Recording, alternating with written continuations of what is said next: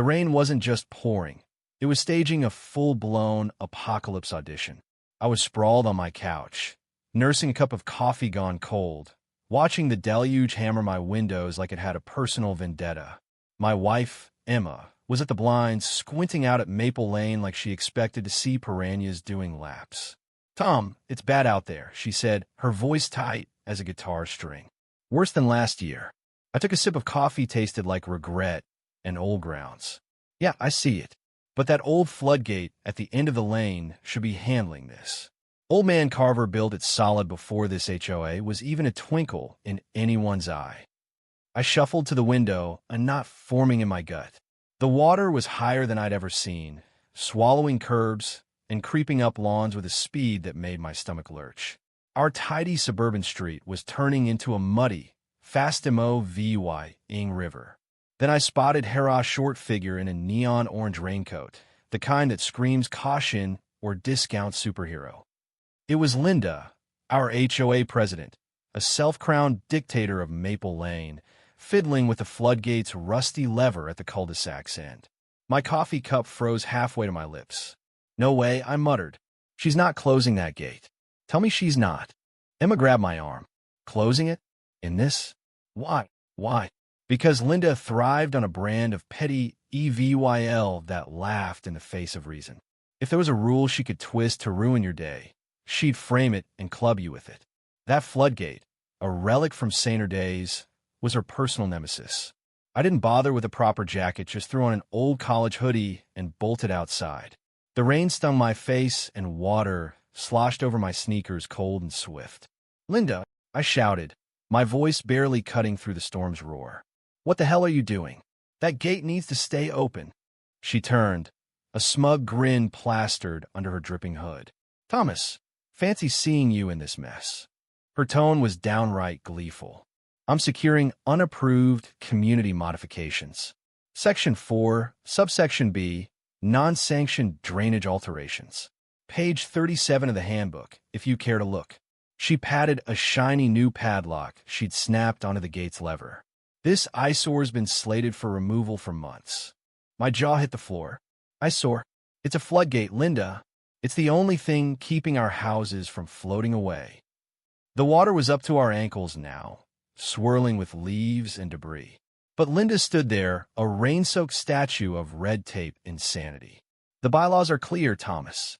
If residents maintain their drainage swales per Guideline 12C, Appendix A, this wouldn't be an issue. Consider this a nudge toward compliance." She winked a slow, infuriating blink. My blood pressure did a samba. This wasn't just a power trip. It was a one-woman war on common sense. Soaked and fuming, I splashed back inside. Emma was rolling up our hallway rug, her face pale. "She locked it?" she asked. "With a padlock?" "Clinically insane," I muttered, water dripping onto the doormat. "I tried to crank it, stuck tight with that lock. That gate's heavy as hell even without it." I called Public Works, getting a guy named Greg who sounded like he'd repeated himself 1,000 times. "Maple Lane's a private road, sir. HOA jurisdiction. We can't touch it unless it's a clear public safety emergency." "Greg," I pleaded, "my prize roses are drowning. My street's about to drown." He sighed. "Have you tried reasoning with your HOA?" I nearly laughed. "Reason with Linda? You'd have better luck negotiating with a rabid raccoon." I called a neighbor, old Mr. Jenkins, who'd clashed with Linda more times than a stuntman breaks bones. He cackled. "Saw her this morning, giggling with that padlock. Said it was to stop outsiders from using our creek for picnics. She's a menace, Tom. Pure 24-karat menace." Then red and blue lights flashed through the rain. Linda, true to form, had called the cops on me probably for threatening gestures or excessive frowning. Officers Carter, a grizzled veteran, and Young, a rookie who looked like he regretted his badge already, pulled up, their SUV sending waves down the street. Linda, dripping but triumphant, met them what used to be the curb. Officers, thank heavens. Thomas Harper was threatening me and trying to vandalize HOA property. She pointed at my door like a soap opera VY lane. I stepped onto the porch. "Vandalize?"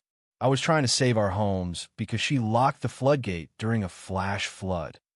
I waved at the water, now lapping my driveway. Carter sighed, rain streaming off his hat. Folks, let's calm down. Ma'am, did you lock that gate? Linda puffed up. I secured HOA assets, officer, as is my duty to this esteemed community. Young, his pants soaked from a floating garden gnome, stammered, "There's a lot of water, ma'am." "A real lot." Carter turned to me. "Mr. Harper, I get your concern, but if it's HOA property and she's president, this is a CIVYL matter. We can't make her open it unless it's a life-threatening hazard." "Miley VYing rooms about a host catfish," I shouted. Linda smirked, a tiny, maddening twist of her lips. "The cops, looking miserable, warned me against damaging HOA property and left, glancing back at the rising water. My right to a dry home was being gleefully drowned, and the law was on her side."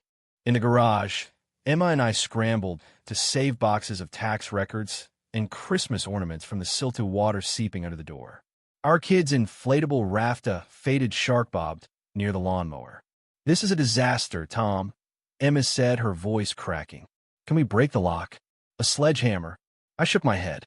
"It's industrial grade. I need a blowtorch, and by then, we'd be swimming in the den." My eyes scanned the garage, landing on a faded Polaroid on the workbench. Me and my buddy Jake, grinning beside a massive gray boat at a surplus auction years ago. It was a ridiculous purchase back then, but now? "Na VY Gable Waterway," I muttered. "Duty to assist." "What are you mumbling?" Emma asked, balancing a box of baby photos. I grinned, a wild, possibly unhinged spark in my eye. "Honey, how about a large-scale marine rescue?" She stared. "Tom, we're in Ohio."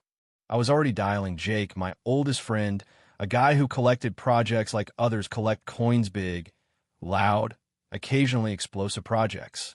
"Jake," I yelled over the storm, "you still got that Harbor Patrol beast from the auction? The gray one." I heard chickens squawking on his end. "The old Sentinel?" "Engine's out, but the hole's in my barn." "Why?" "Planning to invade a very wet island." "Close," I said, grinning wider. "I'm liberating Maple Lane from an HOA tyrant." "Can you get it here? Does it float?" A thunderclap rattled the garage. Jake laughed. "An HOA, Karen, a flood, and you want a Coast Guard boat? This is legend material, Tom. It'll float probably. Give me an hour." The next hour was torture. Water climbed our driveway, a churning river where kids rode bikes that morning. Little Sammy, next door, floated his rubber duck in his mom's drowned flower bed. Linda, our neon overlord, patrolled her lawn, glaring at my house like I'd summoned the storm. Then a rumble cut through the rainous sound like a semi-truck flirting with a tank. Jake's mud-splattered flatbed roared up, hauling something huge under a tarp. Neighbors' jaws dropped. Phones came out. Linda's face cycled through confusion, disbelief, and vein-popping rage. She waded toward us, her raincoat flapping like a furious cape. "Thomas Harper, what is this monstrosity? It violates every HOA vehicle regulation." I stepped onto the porch, faking calm. "Relax, Linda. Just some aquatic aid. Checking for stranded neighbors. You know community, Sir VYC." Jake maneuvered the trailer toward my driveway, now a makeshift boat launch. Red and blue lights flashed again. Carter and Young were back, their car parting the water. Carter, soaked to his knees, pinched his nose. "Mr. Harper, I should ask if you're drunk, but this feels beyond booze. What is happening?" I gestured at the street river. "Just prepping for alternative transport, given the liquidity of our infrastructure." Young whispered, "Is that a Real Coast Guard boat?" "No way." Jake hopped down, splashing. "Decommissioned, officer. Legal as apple pie. Bill of sales in the glove box. Just helping a buddy with his floaty thing." Linda was volcanic. "He'll ruin the street, the curbs, my prized lilies." Her lilies were underwater, but sure, let's fret about those. Carter stared at the tarp, the water, then Linda. "Launching that in a street during a flood breaks a dozen ordinances. Mr. Harper, not to mention physics." I countered, "Linda's gate closing breaks my right to a dry house. She made this mess. I'm fixing it." I turned to her. voice low and serious. Linda, you've got 4 minutes to unlock that gate. She scoffed. Or what? You'll splash me with your oversized toy. I'll let the thread hang. I'll deploy this vessel to assess the drainage hazard and aid endangered properties. Maritime law's funny about duty to assist on Nav VY Gable waters, and this street's looking mighty Nav VY Gable. I nodded to Jake, who yanked the tarp off with a flourish. The Sentinel-class boat gleamed, gray and military, a bit battered but majestic. U.S. Coast Guard was still faintly VY Cybele under chipped paint. Neighbors gasped. Young was filming. Linda paled, a flicker of fear in her eyes. Clock's ticking, I said, tapping my watch. Emma, from the porch, called. Tom, are you sure about this? Was I? Barely. Did I know how to drive a 30-foot boat? Vaguely. Did I care with water at my ankles and Linda's smirk daring me? Not a bit. Linda sputtered. I'm calling the mayor, the governor, the actual Coast Guard. Go ahead, I said. They'll love your flood management style. 3 minutes. A white van from Apex Floodsair VYCES pulled up, 2 guys in orange waders, Kyle and Ryan, hopping out. Linda pounced. Officers, these men are destroying HOA property. I'm the president. Stop them. Kyle eyed the padlock. Ma'am, we got a call about stuck gate. You locked it in this storm. Ryan shook his head. Lady, that gate needed opening yesterday. Kyle spotted the boat. Whoa, you launching that? Awesome, but probably illegal. He turned to Linda. We can cut that lock if you say so. Save this guy the trouble. I called. 2 minutes, Linda. These guys can fix this, or I will. Linda bristled. No one touches that gate without a signed work order and a full HOA board vote. Kyle rolled his eyes. Right, because floods wait for meetings. We're out, lady. Call us when you're serious. They retreated. Linda had her out and blew it. 1 minute, I yelled. Jake, atop the flatbed, made dramatic launch signals, whooshing like a kid. Carter, on his radio, sounded pained. Yes, Sergeant, a Coast Guard boat. Streets, basically a river. Unconventional maritime acti VY tie is. Likely. Linda screeched. You wouldn't dare? This'll be the biggest HOA fine ever.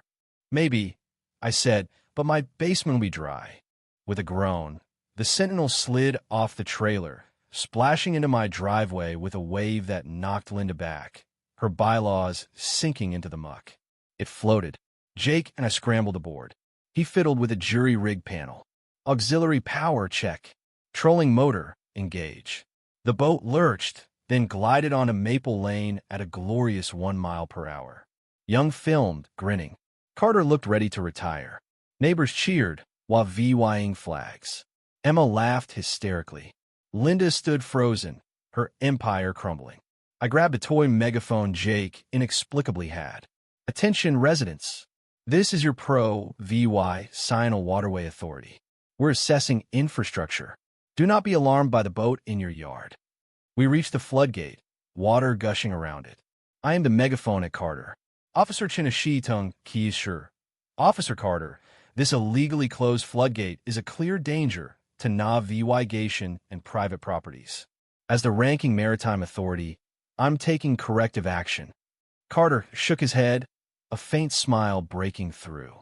Jake produced a cartoonish pipe wrench and a crowbar. Standard issue, Captain, he grinned. Naturally, number 1, I replied. We attacked the padlock. It was tough, but with Jake's strength and my desperation, it snapped, plopping into the water. We heaved the rusty lever, and with a groan, the gate swung open. A torrent of water roared into the creek, the street's level dropping fast. Cheers erupted, drowning the storm. The Sentinels settled into the mud, a beached whale. Carter approached, almost relaxed. You got open. Congrats on your hydroengineering. I've got 7 reports to file, none with a box for unauthorized boat deployment. Young showed Carter's phone. This is VY Ral, sir. My cousin's TikTok's blowing up the HOA Karen sunk, the suburb Navy. Linda stood silent, her orange coat deflated. Her cronies tried consoling her, but she was done.